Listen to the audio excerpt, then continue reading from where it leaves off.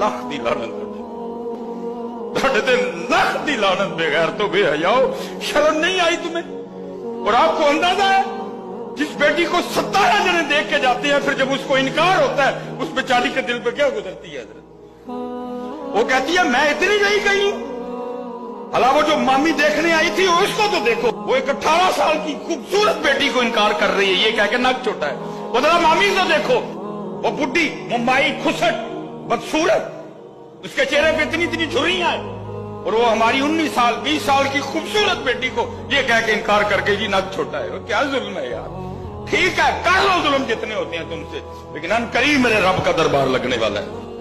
اس دن وہ مامی بھی ٹنگی جائے گی، اس دن وہ پھپھو بھی ٹنگی جائے گی، اس دن وہ خالہ بھی ٹنگی جائے گی، اس دن وہ تائی بھی ٹنگی جائے گی، اس دن وہ چاچی بھی ٹنگی جائے گی۔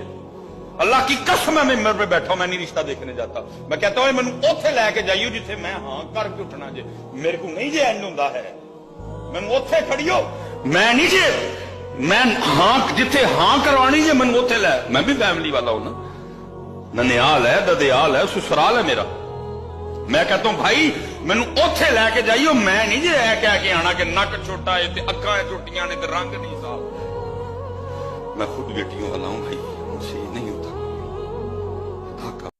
اللهم صل على محمد وعلى آل محمد كما صليت على إبراهيم وعلى آل إبراهيم إنك حميد مجيد